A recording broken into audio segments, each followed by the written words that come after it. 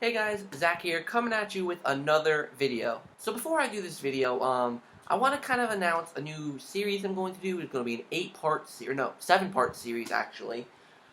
It won't be coming out for a little while, but I kind of want to do it because I've never seen anything like it on YouTube, and I thought it was really cool idea I thought of while I was in the shower this morning, actually. Um, Basically, I'm going to be taking all 7 of the Harry Potter books and then comparing them to all 8 of the Harry Potter movies. So, in case you want to see that, let me know. Obviously, you would have had to have read all the books and seen all the movies, but I think it's a pretty cool idea to do something like that. So, yeah, and thanks for the text message, asshole. God damn it. So today I'm going to be reviewing Harry Potter and the Cursed Child. So this book has sparked a bunch of controversy. Not bad controversy, but many people do not like the book, many people like the book, so I figured I would tell you my stance on Harry Potter and the Cursed Child. While it's probably not my favorite of the Harry Potter stories, I do like Harry Potter and the Cursed Child. I do have a few minor complaints, but we will get to that in the actual review. So let's get started. So basically, this is going to be a non-spoiler review, at least for the first part, but then I'm going to get into some spoilers later, so watch out for that. And I'm not gonna really over spoil everything. I'm gonna reveal different things from the plot here and there, but I'm not gonna spoil the whole story. I'm not gonna say who lives, who dies, all of that. I'm just gonna say minor plot points and what kind of goes on in the book, but it'll be up to you to figure out what actually happens. So basically, the non-spoiler part is that this book is pretty good. A lot of people compare this to fan fiction, which I could definitely see the aspect of fan fiction in this book because I believe this was mainly written by Jack Thorne with minor help from J.K. Rowling. But nevertheless, I do think it's still a good book. There are some minor plot holes which I can't really say without revealing the actual story, which I might go into a little bit later. But I still think it's a pretty good book. It's very fast paced. It's a script, so it would be better to see on stage. It maybe even in a movie. When you're reading it, everything just kind of goes by really fast, and it's not that it's a bad thing. It just kind of makes the book less magical. You feel like I don't know. You just feel like you're zooming through it. You're not actually diving into the details, which that's what the actual play is for. Like, the actual play performance, because this is a play script. It's not, there's barely any description about what goes on, only minor stage directions and all that stuff. But other than that, everything else is fine. There are some really weird things, like characters you didn't expect to come back, characters that are so minor they're almost insignificant, and it's a pretty good book. If you're someone who really just wants another Harry Potter story and basically you're willing to take anything you can get, then this is a pretty good book to go and read because it's realistic enough, but it does seem a little bit far fetched in some aspects and with some of the things it seems a little bit far fetched. But if you love Harry Potter, it's still a pretty good read. Though, fair warning, if you are in love with the main characters from the main 7 Harry Potter books or the main 8 Harry Potter movies, then you might be a little bit disappointed because the characters are a little bit different.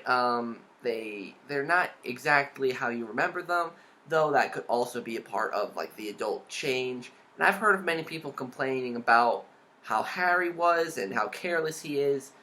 But if you really think about, or not careless, but I guess how he let his emotions take over him, when in reality, when you read the Harry Potter books, he kind of always lets his emotions take over him. So I'm guessing, this is kind of, I bet that Harry would have said what he said to Albus if he had parents as well when he was younger.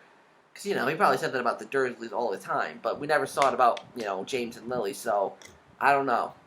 And as for the plot, like I said, there are some things that are a bit far-fetched. Like, I will spoil right now, there's elements of Time Turner in this, and some of them, it's a little bit weird, and there's also elements of Polyjuice Potion in this, which, again, kind of weird, at least how they did it, how it went. But, I mean, it's believable enough, but there are some minor complaints I have, some minor questions I have, which I'll get into the spoiler-ish part of the review. Yeah. So, if you don't want to hear anything really about the plot, I mean, I know I spoiled a couple little things back, there, but that's nothing compared to what happens. Thank you guys for watching, and until next time, I'll see you guys in the next video. So if you made it this far, you want to hear a little bit about the plot and, about the characters and all that.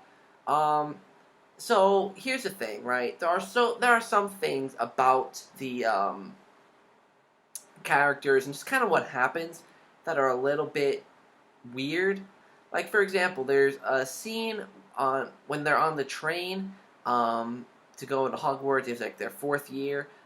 Basically, Albus Severus and Scorpius Malfoy try to escape the train. Scorpius Malfoy is Draco Malfoy's son, by the way. They tried to escape the Hogwarts Express, and then the trolley lady came up onto the roof of the train where that's where they're trying to escape from, the roof of the train while it's moving.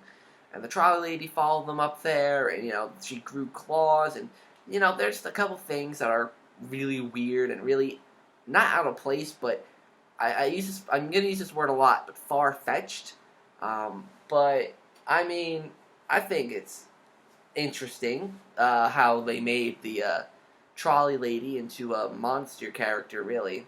But they're just minor things that are really, really weird, and you just wouldn't expect to actually see that in a canon Harry Potter book.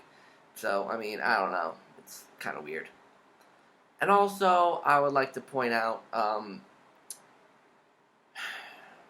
the characters, they're weird. I mean, basically, there's elements, like I said earlier, of time travel, and there's Albus and Scorpius mess things up in different timelines, and it changes the characters and the stuff that I really wouldn't have seen. Like, for example, Hermione in one alternate universe becomes a bitch. She becomes a huge bitch, basically. And it's just kind of, I mean, maybe it's just kind of weird to see these characters in another light, but I don't know, it's interesting. And but as for like the actual story, I do like it. I do question why. Okay, here's a minor spoiler. At one point, Albus Severus Potter comes in contact with this girl named Delphi Diggory, and they want to save Cedric. And Delphi Diggory and Amos Diggory want to use a time turner that was found by the Ministry of Magic to go back and save Cedric Diggory. And what I was wondering is, why did Albus Severus really care? Like, he never really cared much about what happened in his father's life. He just kind of knows, what happened. He knows that Voldemort came back in Harry's 4th year after the Triwizard Tournament. He knows that Harry defeated him in the Battle of Hogwarts. He knows that Neville killed the snake. He knows the basics. I really highly doubt that Albus Severus really, I mean, I don't know. It could have been for an act of rebellion against his father, or whatever the case be. But I still thought it was really, really weird why Albus Severus was so fascinated with Cedric Diggory and why he wanted to save him. But even with that, I did think that the whole aspect of the 5-minute time turner, it'd only go back for 5 minutes, and they went back to the Triwizard Tournament 3 times, and, I thought that was pretty cool. I did like, it's a little bit of bias, because Goblet of Fire is my favorite Harry Potter book, and being able to go back and hear Ludo Bagman again and basically have the Triwizard Tournament go on, I think that's pretty awesome. To see these new characters in that Harry Potter Goblet of Fire setting, being that's my favorite Harry Potter novel. But there are, like I said, some things that are really, really weird about it, but I don't want to over-spoil the video too much. But I did like the ending of the book. I did like the ending.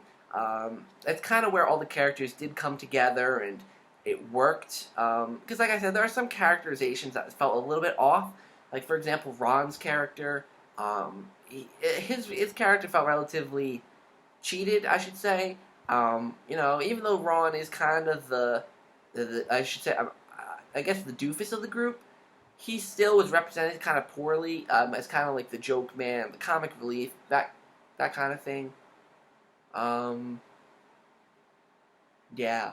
But other than that, the characters were really fine. McGonagall was McGonagall-like. We didn't get to see Neville or Luna. It was really weird. Alright guys, so what do I rate this book? Out of 10, I'd probably give this a 7.5 or 8. Because it's a good book. It really is. But there are some things that are kind of meh about it. Some of the... I'm sorry. I hate Albus Severus. While he is... Actually, you know what? I wouldn't even say that Albus Severus is the main character.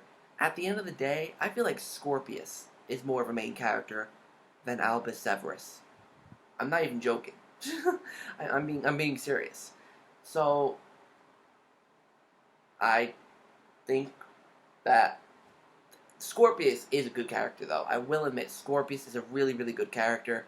I like his backstory. I like the confusion with his name and who he is and all that stuff.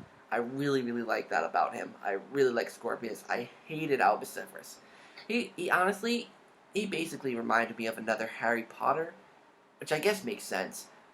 But, in a way, Albus Severus is more like Harry Potter than either of the other children, Lily, Luna, or James Sirius. So, I mean, I hated Albus Severus. I think most people will probably find he's annoying. He's self-centered. It's all about him. But like I said, it's kind of reminiscent to Harry in a way. But one character I really didn't talk about much was Delphi Diggory. I mentioned her earlier, but she is Cedric Diggory's niece, or so we believe she is. You have to read the book to find out more about her, because I am not spoiling that part in this video. But, yeah, that's really all I gotta say about this book. It's a pretty good read, but I do think that most people who are, like, legit, like, if they love J.K. Rowling's style of writing, they might not like this book, but if you just like the Harry Potter universe as a whole for the actual world, you might actually like this play. It's fairly far-fetched, but, well, try saying that 10 times fast, but I think it's a pretty good book. So thank you guys for watching. I've recorded this review many different times, and each time it's gone on to be like 50 minutes because I just kept going on and on and on about this book. It's a pretty good book. I actually really like it, but I'm trying to look, if I could, I'd rate it like a 9. But I'm trying to look at it from the stance of maybe someone who doesn't like fan fiction, or someone who is more into J.K. Rowling's type of writing than this. So I'm trying to be less biased about it. I'm actually giving it critiques. But yeah, so I hope you guys enjoyed this video. It was fun to record, and until next time, I'll see you guys in the next video.